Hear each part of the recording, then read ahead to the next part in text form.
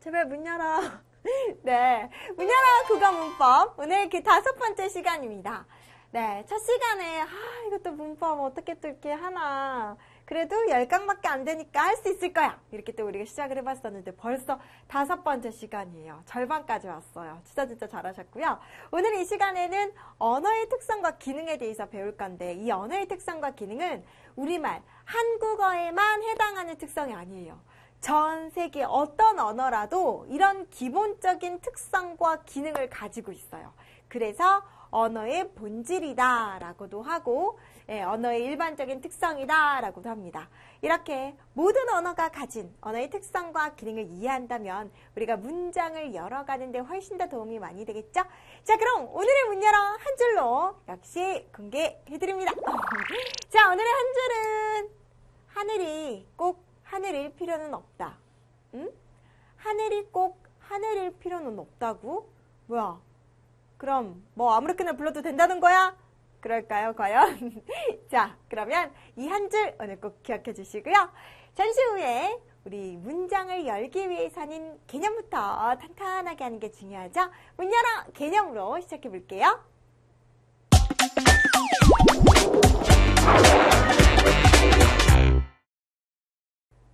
문 열어 개념! 네, 문장을 여는 개념입니다. 개념. 오늘 이 시간에 정확하게 파악해야 될 개념은 모든 언어가 가지고 있는 일반적인 특성, 네, 언어의 본질이라고 볼 수 있겠죠?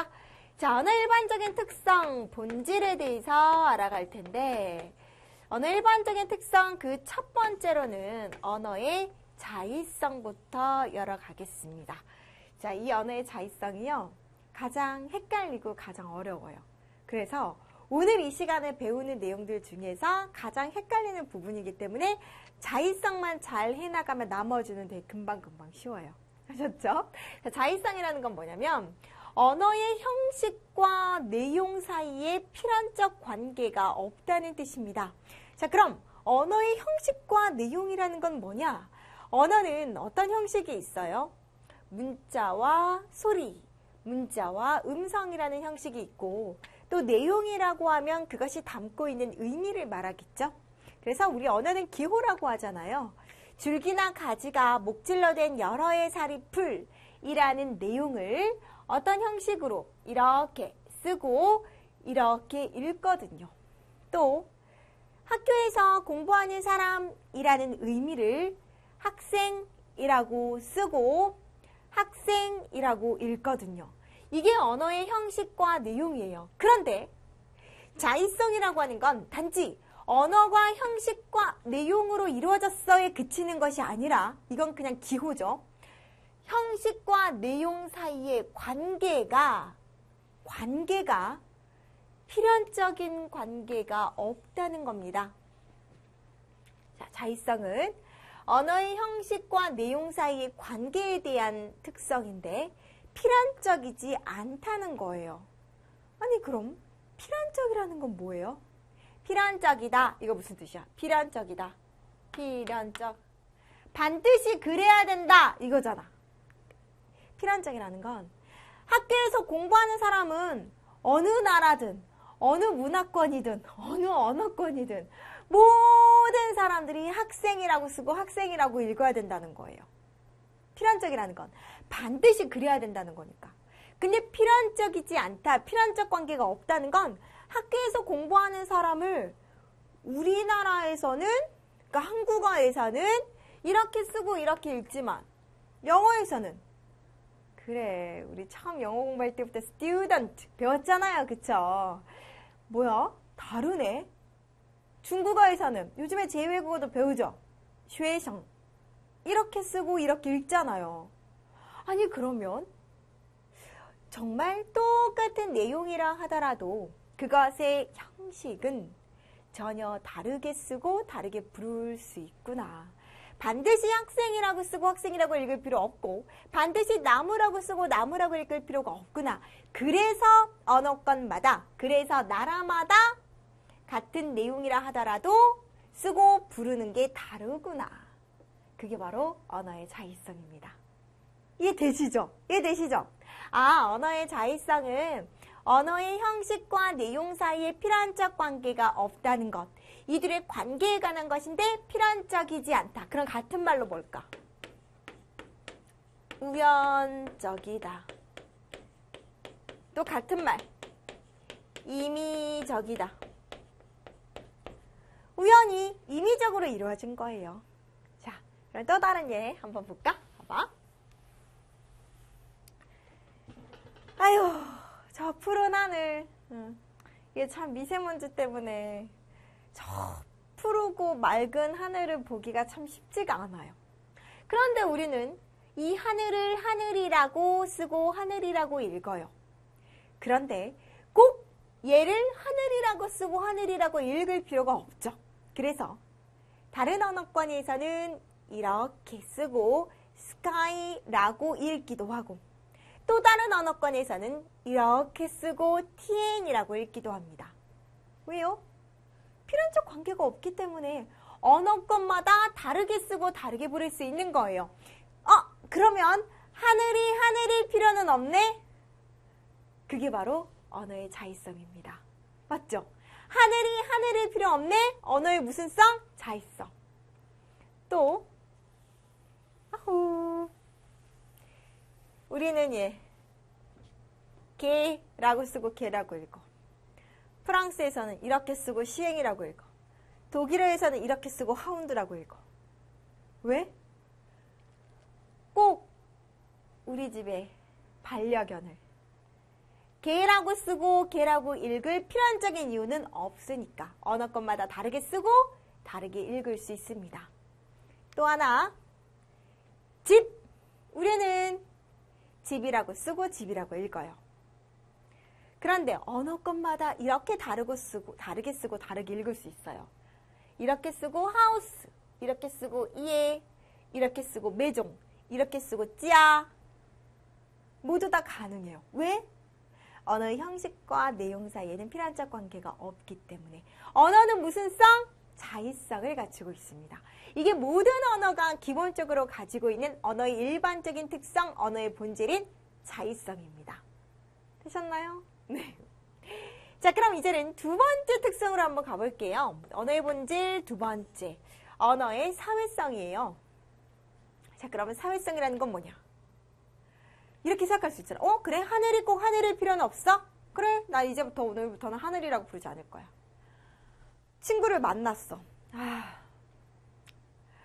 오늘 바다가 왜 이렇게 뿌옇고 구름이 많니?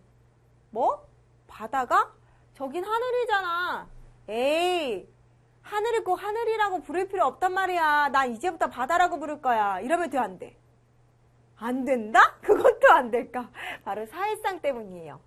언어는 어떤 의미는 어떤 소리로 나타내자라고 하나의 언어권 사이에서 그 사회 구성원들 사이에 약속을 해요. 그러니까 우리는 요즘은 많이 푸르진 않지만 저 푸른 저 공간을 하늘이라고 부르기로 한국어를 사용하는 사람들끼리 사회 구성원 사이에 약속을 한 겁니다. 선생님, 저는 약속한 적이 없는데 언제 저한테 물어봤냐고요. 그래, 전 국민이 투표에 붙인 건 아니죠. 하지만 우리의 대표들, 언어학자들, 그치? 우리가 대표로 삼은 사람들이 그렇게 결정을 했잖아요. 그것 역시 간접적인 동의고 간접적인 약속이다라고 우리가 보는 거예요. 약속한 거예요. 그러니까 우리도. 그죠? 자, 그래서 예를 들어 우리가 한국어의 언어권에서 사람이 냄새 맡는 신체 기관 있잖아요. 이걸 코라고 약속을 했잖아요. 근데 이걸 어기면 뭐가 문제냐면 아까도 얘기했지만 의사소통이 안 돼요. 나 있잖아. 눈으로 되게 냄새 잘 맡아. 눈으로 냄새를 뭔 말이야. 이렇게 된다고요. 그러니까 내 마음대로 언어는 자의성이 있으니까 내 마음대로 바꿔 부를 거야 라고 하면 의사소통이 안 돼요. 왜? 사회성 때문에. 그 언어권 사이에서는 이미 약속한 말대로 불러줘야 합니다. 영어권에서도 마찬가지겠죠. 그쵸? 스카이 대신에 I를 써. 오늘 아이가 not blue 이러면 안 되잖아요. 그쵸? 하늘이 not blue잖아. 그치? 하늘은 sky라고 그들은 또 그들끼리 불러줘야 돼. 왜? 사회 구성원들 사이의 약속이기 때문에. 하늘이 꼭 하늘일 필요는 없지만 한국어를 사용하는 사람들 사이에서는 하늘을 꼭 하늘이라고 불러줘야 하는 이유가 바로 언어의 사회성 때문입니다. 되셨죠? 네. 과일 가게에 갔어요. 수박 주세요 하면 한 덩이를 줘요. 근데 내가 수박이 참 달잖아. 그치? 그래서 설탕 주사를 놨다는 속설도 있고. 그래서 달콤이 주세요. 그럼 과일 가게 아주머니가 아니 여기 달콤한 과일이 한두 개가 아닌데 그런단 말이에요. 내 맘대로 달콤이라고 불러서는 안 된다. 왜? 수박을 수박이라고 부르기로 우리는 약속했기 때문에. 언어의 사회성 때문에. 그 언어권 안에서는 마음대로 부르면 의사소통이 불가합니다. 자, 이제는 세 번째 특성 역사성으로 가볼게요. 역사라고 하면 우리가 역사를 배운다라고 하면 과거부터 현재까지 그치? 시간의 흐름을 떠올리게 되죠? 언어도 마찬가지로 시간의 흐름에 따라 변한다는 특성이에요. 시간의 흐름에 따라 변하는데 그 유형은 되게 다양하게 변하겠지. 의미가 확대되기도 하고 변화하기도 하고 뭐 아예 없어지기도 하고 축소되기도 하고 그 다양한 유형들을 우리 한번 모두 다 보자고요. 자, 확대되는 경우 다리. 원래는 사람이나 짐승만 다리라고 했어요. 그런데 책상 다리도 이제는 다리라고 합니다. 무슨 물까지? 원래 영감은 당상관 이상의 벼슬을 지닌 사람만 영감이라고 했는데 이제는 남자 노인을 모두 영감이라고 하죠. 의미가 확대된 예가 되겠고요. 축소된 예도 있어요. 짐승이라고 하면 살아있는 모든 생명체를 짐승이라고 했지만 이제는 동물만. 사랑하다는 생각하다와 우리가 말하는 마음을 주다에 해당하는 사랑하다 두 가지 뜻이 있었는데 이제는 I love you에 해당하는 뜻만 사용하고 있죠. 축소된 예. 자, 그리고 소리가 변하는 경우도 있어요. 예전에는 물이라고 모음을 썼어. 근데 우는 우리 뭐라고 배웠어? 원순모음 배웠지. 입술이 둥글둥글해지는 원순모음. 그치? 배웠잖아. 모음하면서 그치? 모음 체계표하면서 원순모음화 되면서 우로 발음이 된 거야. 물. 원래 불도 불이었어요. 불. 근데 원순모음화 되면서 불. 의미는 똑같은데 소리만 바뀐 거지. 오징어도요. 오저거에서 오징어 결국 오징어 된 거예요. 개미도 개아미에서 개미로. 소리 자체가 변한 거지. 의미는 똑같은데. 근데 의미가 변한 것도 있어. 어리다. 예전에는 어리석다라는 뜻이었는데 지금은 나이가 적다. 그래서 나도 요즘에 제일 듣기 좋은 말이에요. 어려 보인다. 그래서 너희들도 나이가 나보다 많은 사람한테 이제는 뭔가 칭찬의 말을 하고 싶다. 그러면 어려 보이시네요 라고 말하면 끝나요. 다른 말 할 필요가 없어요. 그 다음에 어여쁘다가 요즘에는 예쁘다라는 뜻이잖아요. 그런데 과거에는 불쌍하다라는 뜻으로 쓰였습니다. 의미가 변화했죠. 그리고 단어 자체가 변화한 예도 있는데 이렇게 고유어와 한자어가 경쟁하다가 둘 중 하나만 남게 된 경우 우리 숫자 1000, 일십, 백천 할 때 천 있지. 그것도 원래 주문이 사용되다가 이제는 천. 그 다음에 온이 사용되다가 이제는 100만 숫자. 그 다음에 가람, 강 경쟁하다가 이제는 뭐 강만. 매와 상 경쟁하다가 이제 3만. 미르와 용 경쟁하다가 이제 용만 사용하게 된 거죠. 경쟁에서 살아남은 것들. 그리고 없던 단어가 새로 생성되기도 해요. 인터넷, 블로그, 핸드폰, 반도체 뭐 이런 것들은 기존에 없던 사물이나 개념들이 등장하면서 이제 새롭게 생성된 단어들.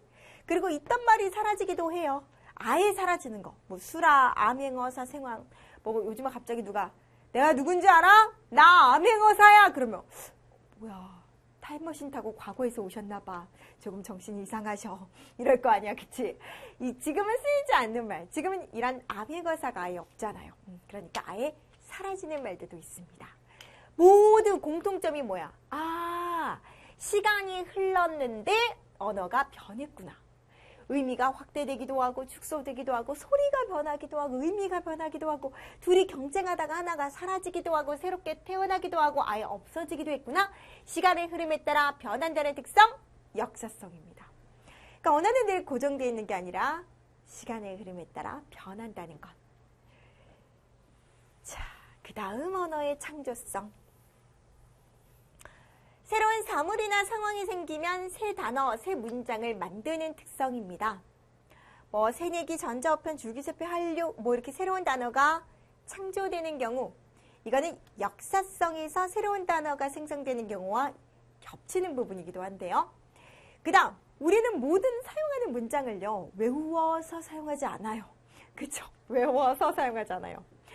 그 대신 새 문장을 만드는 데 있어서 기존에 알고 있는 단어를 조합해서 얼마든지 무한대의 문장을 만들어낼 수 있어요. 그게 신만이 모든 걸 창조할 수 있는 게 아니야. 인간도 창조의 능력이 있는데 그게 바로 언어에 있어서 창조 능력이에요. 내가 알고 있는 단어를 통해서 얼마든지 많은 문장을 무한대로 만들 수 있는 창조적 능력이 있어요. 휴대전화, 문자 이 단어만 가지고도 휴대전화로 문자 메시지를 보냈다라는 새로운 문장 만들어낼 수 있습니다. 이게 바로 언어의 창조성. 언어의 창조성이 또 인간만이 가지는 또 특성이기도 하겠죠. 앵무새는 똑같은 거 따라하는 것밖에 못하잖아. 하지만 인간은 창조가 가능하니까. 자, 언어의 규칙성은 말 그대로 우리가 배우는 문법이야. 그래서 규칙에 따라 단어나 문장을 만드는 특성이에요.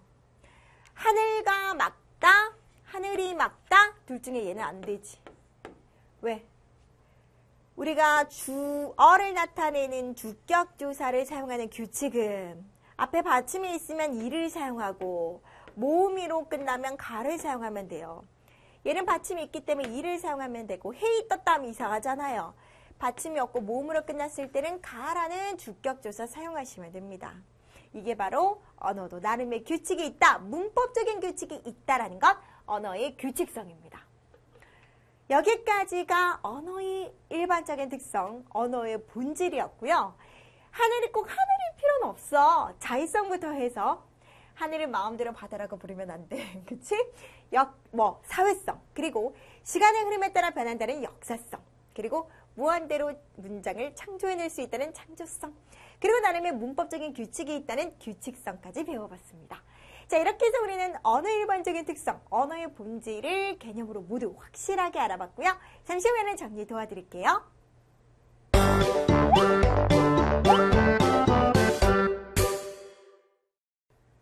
문 열어! 정리! 문장을 여는 정리, 구조화된 표, 완벽하게 정리된 표를 통해서 한눈에 알아보기 쉽게 정리 도와드립니다. 이번에는 언어의 기능을 정리로 알려드릴 건데요. 네, 여기 보시면 언어의 기능 중에 가장 첫 번째 기능이 정보적 기능이에요. 근데 이 정보적 기능과 같은 말로 지시적 기능, 정보 전달의 기능이라고도 하는데, 말 그대로 정보라고 하는 건 내용을 전달하는 것이죠. 사실이나 어떤 상황이나 정보나 지식을 전달하는 기능이죠. 예은아, 다음 시간이 뭐야? 그럼 국어 시간이야. 오늘은 네가 발표할 차례야. 밖에 비가 많이 와요. 이 약을 드시면 기침이 멈추고 열이 내릴 거예요. 공연장이요? 네, 3층입니다. 단순히 내용, 정보, 지식을 알려주는 기능. 정보적 기능, 지시적 기능, 정보 전달의 기능입니다. 되게 쉽죠? 네. 언어의 기능은 되게 쉬워요. 앞에 우리 개념에서 했던 언어의 본질이 조금 어려웠고, 언어의 기능은 되게 간단해요. 언어가 이렇게 내용을 전달하는 기능만 있는 건 아니지. 두 번째로는 정서를 표현하는 기능도 있어. 그래서 같은 말로 표현적 기능, 표출적 기능이라고 해. 그러면 정서라고 하는 건 감정, 태도가 되겠지. 근데 정서를 표현할 때는 뭐가 꼭 같이 와? 반언어적 표현이 같이 와. 반언어적 표현이라는 건 뭐야? 말 소리에 변화를 주는 높낮이나 말의 강약이나 장단. 그래서 감탄사가 흔히 많이 동반돼요. 우리가 감정을 나타낼 때는 어머머머머머, 아 깜짝이야, 아 어머, 세상, 이렇게 감탄사가 어떤 감정하고는 꼭 같이 동반되는 경우가 많잖아요. 그래서 자, 감정이나 태도 정서를 표현할 때는 와, 맛있겠다. 난 싫어. 어머나, 웬일이야. 큰일 났네. 와, 정말 감동적인 영화였어. 네, 정서적 기능은 이렇게 말하는 이의 감정이나 태도 정서를 표현하다 보니까 이런 감탄사가 함께 동반됩니다. 그쵸? 두 번째 기능이었고요. 이제 세 번째 기능, 명령적 기능입니다. 욕구적 기능, 감화적 기능이라고도 하는데 명령한다는 건 어떤 행동을 하게 할 수도 있고 하지 않도록 할 수도 있는 기능이에요. 어제는 내가 분리수거했으니까 오늘은 네가 해. 명령. 이 우산 가져가세요. 밥 먹으러 가자. 내일 너희 집으로 갈게. 창문을 열어라. 아예 대놓고 명령할 수도 있지만 덥다. 창문 보면서 더워. 눈치를 주는 거지. 창문을 닫으라고. 간접적인 명령도 명령적 기능에 포함이 됩니다. 그러니까 명령적 기능에 해당하는 범위를 조금 넓게 하자면 이런 청유나 약속 같은 경우도 명령적 기능에 포함을 시켜요. 왜? 어떤 행동을 하거나 하지 않도록 하는 범위에 포함이 되기 때문에. 그리고 이런 간접적인 명령까지도 명령적 기능에 포함을 시킨다는 것 확인하시면 됩니다. 자, 그 다음 이번에는 네 번째, 친교적 기능. 친교적 기능은 사교적 기능이라고 해요. 친교, 사교 이게 무슨 말이야? 응? 친하려고 하는 말. 그쵸? 그래서 친밀하고 원만한 사회적 관계를 형성하고자 하는 말입니다. 우리 사람들끼리 친해지려면 제일 중요한 게 뭐야? 내가 저 친구랑 친해지기 싫어. 그럼 뭐 하지 않으면 돼? 인사 안 하면 돼. 그쵸? 뭐 한다라고 하지만, 그쵸? 인사 안 하면 그 뒤로부터 친해질 수가 없어요. 친해지고 싶어. 그러면 만날 때마다, 안녕? 밥 먹었어? 어디가? 이렇게 괜히 말을 걸어주는 것, 이게 바로 친해지고 싶은 그 시작이잖아요. 그쵸? 그래서 의례적이다, 형식적이다라고 하는 건 어떤 목적이 없어. 어떤 목적이 없는데 그냥 만나거나 헤어지거나 처음 만났거나 친해지고 싶을 때 그냥 하는 말인 거예요. 안녕하세요. 날씨 참 좋죠? 안녕 경훈아. 학교 일찍 오는구나? 고맙습니다. 다음에 봐요. 감사합니다. 이런 것들. 하지 않으면 친해지기 힘들잖아요. 그쵸? 친해지려고. 원만한 관계를 유지하려고 그냥 하는 말. 이게 바로 친교적 기능입니다. 그래서 이제 친교적 기능으로 야 반갑다. 잘 지냈어? 야 언제 한번 그래 밥 먹자. 이거 진짜 밥을 먹지 않아도 그냥 언제 한번 밥 먹자라는 말 자체가 그냥 친해지려고 의례적으로 하는 형식적인 인사말이잖아요. 그쵸? 자, 그 다음 마지막 미적 기능, 심미적 기능이라고 합니다. 미적, 아름다울 미. 말을 아름답게 다듬어 표현 효과를 높여주는데요. 주로 문학작품이나 광고, 선전이나 구호나 표에 많이 사용돼요. 어떤 반복을 통해서 운율을 형성하는 것과도 관계가 있는데 낱말은 새가 듣고 반말은 쥐가 듣는다. 이런 속담에서 보면 구조 보세요. 낱말은 반말은 새가 쥐가 듣고 듣는다. 이런 구조상의 비슷한 문장 구조의 반복이 역시 말을 아름답게 다듬어 줍니다. 본피가 후두득 후두득. 네. 반복 또는 이렇게 흉내내는 말의 사용. 10길 물속은 알아도 한길 사람 속은 모른다. 먼 길, 먼 속은 알아도 먼 길, 먼 속은 모른다. 역시 비슷한 문장 구조의 반복. 반복이나 이러한 흉내내는 말의 사용을 통해서 아름답게 다듬어 표현 효과를 주는 표현, 이런 경우를 언어의 미적 기능이다 라고 볼 수 있어요. 그래서 주로 속담, 광고, 선전, 구호, 표에서 볼 수 있다 라고 볼 수 있겠죠. 네. 언어는 이렇게 여러 가지 기능을 하고 있어요. 정보만 전달하는 게 아니라 우리가 기본적으로는 정보 전달의 기능이겠지만 우리의 감정, 정서도 표현하기도 하고요. 행동에도 변화를 주는 명령적 기능도 있습니다. 그래서 우리가 사용하는 이런 언어의 그 대표적인 기능에다가 그냥 친해지기 위해서 친교적 기능도 있고 또 아름답게 다듬기 위한 미적 기능도 있다는 것. 언어는 이렇게 다양한 기능을 갖추고 있습니다. 자, 언어의 본질도 알아보고 기능까지 정리를 하다 보니까 모든 언어들이 가지고 있는 그 특성과 기능이 이제는 잘 알게 됐죠. 그래서 앞으로 우리 한국어, 우리 국어뿐만 아니라 영어를 배우든 또 제2외국어로 뭐 다른 나라의 언어를 배우든 너희들이 이런 기본적인 특성과 기능을 이해했기 때문에 앞으로 많은 언어들을 배워나갈 때 진짜 도움이 많이 될 거예요. 이제 막 3개 국어, 4개 국어, 5개 국어 막 하겠네. 그쵸? 네, 잘하셨고요. 잠시 후에는 문제로 연습 한 번 더 도와드릴게요.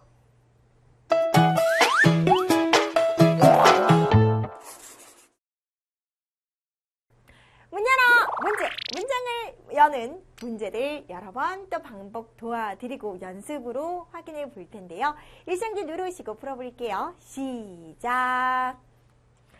1번, 보기를 통해 알 수 있는 언어의 특징은 한국어에서는 어머니인데 영어에서는 mother, 독일어에서는 mutter. 뭐야? 언어권마다 똑같은 내용을 다른 형식으로 쓰고 부르네?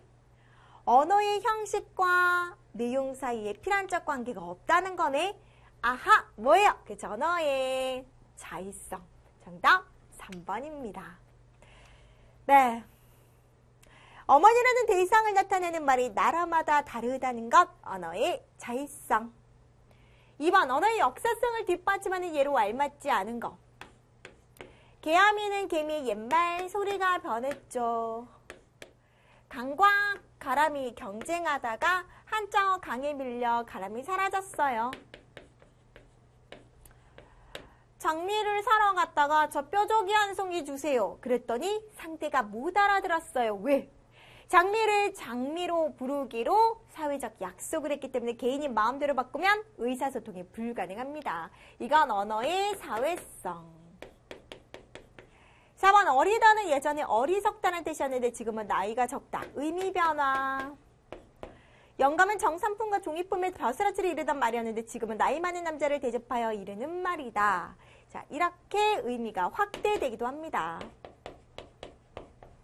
자, 나머지는 다 변화인데 3번은 약속이니까 3번만 사회성. 자, 빈칸에 들어갈 언어의 특성을 각각 쓰시오. 엄마가 잠자리를, 여기서는 잠자리군요. 잠자리를 잠자리라고 부르는 이유를 설명하지 못했어요. 그건 언어의 무슨 성과 관련이 있을까요? 어떤 어린아이가 되게 질문이 많고 호기심이 많잖아요. 그래서 곤충 잠자리를 보면서 엄마, 잠자리는 왜 잠자리라고 불러요? 그 왜 잠자리를 잠자리라고 부르지? 뭐 설명을 못하겠잖아. 이유가 없잖아. 네. 어머니가 아이에게 그 이유를 제대로 설명하지 못합니다. 그건 왜 그래요? 언어의 무슨 성 때문에? 자의성 때문에. 굳이 저 곤충을 잠자리라고 부르지 않아도 되거든요. 그쵸? 다르게 불러도 되는데 저렇게 부르는 데는 그냥 이유가 없어요.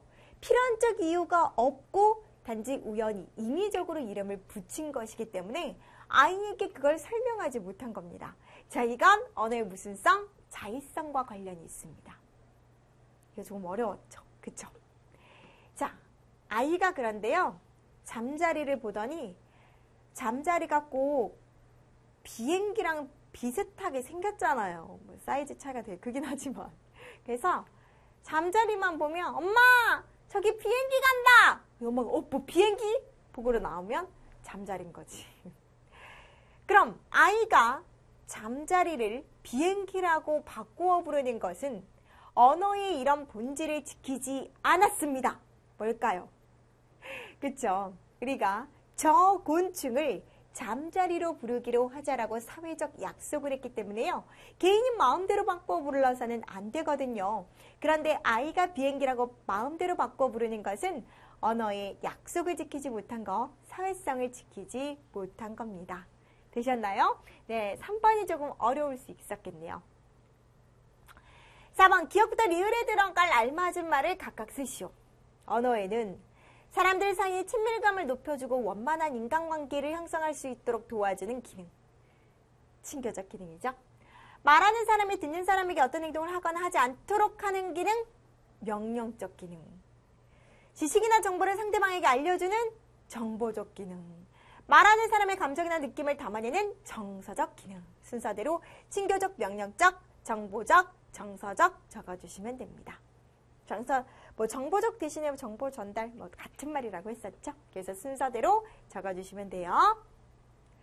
5번, 언어의 친교적 기능에 해당하는 예로 알맞은 거. 네, 어린 왕자인데요. 기억이, 안녕. 니은이, 난 여기 사과나무 밑에 있어. 디귿, 넌 참 예쁘구나. 리을, 이리 와서 나랑 함께 놀아. 미음, 난 정말로 슬프단다. 친교적 기능을 고르려면 그냥 인사하는 거, 형식적인 인사. 어디 있어요? 안녕. 그쵸? 인사를 안 하면 친해지기가 힘들다고 해서 바로 1번 골라주실 수 있습니다. 그쵸? 그래서 네, 친교적 기능은 사람들이 서로 만났을 때 기억과 같은 인사말. 그쵸? 그 다음 A 표현 나타내는 언어의 기능을 각각 써볼게요. 저 실례합니다만 여기 공연장 입구가 어디죠? 아, 네. 왼쪽 복도 끝에 있어요. 이거 뭐야? 정보를 알려줬지. 쓰레기는 마음대로 버리니까 쓰레기통은 왼쪽 복도 끝에 있어요, 학생. 이 얘기는 쓰레기통에다가 쓰레기를 버려 이것아 라고 시키는 거죠. 어떤 행동을 하도록 하는 겁니다. 그러니까 같은 말이지만 상황에 따라 언어의 기능이 다르네요. A는 정보적 기능이지만, 정보 전달의 기능이지만 B는 명령적 기능으로 사용이 됐습니다.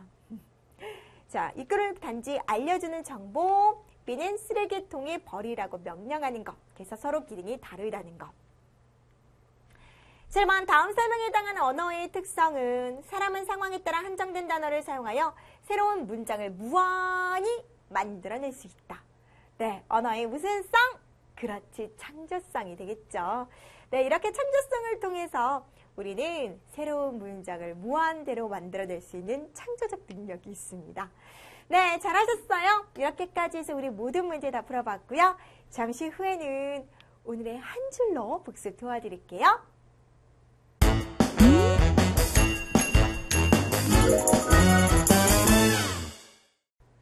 아쉽게도 수업의 문을 닫을 시간입니다. 문 닫아 한 줄. 네, 오늘의 한 줄은 하늘이 꼭 하늘일 필요는 없어. 왜? 언어의 형식과 내용 사이에는 필연적 관계가 없기 때문이야. 바로 언어의 자의성. 하지만 하늘을 마음대로 부를 수는 없는 이유는 하늘을 하늘이라고 사회적 약속을 했기 때문입니다. 자, 하늘이 꼭 하늘일 필요는 없지만 우리는 하늘을 하늘로 불러야 한다는 것까지 알아두시면 되겠네요. 네, 정말 잘하셨어요. 오늘 이렇게 언어의 본질과 기능에 대해서 알아봤고요. 선생님은 그럼 또 다음 시간에 문법의 문을 열어드릴게요. 선생님은 그럼 다음 시간에 만날게요. 사랑해 얘들아.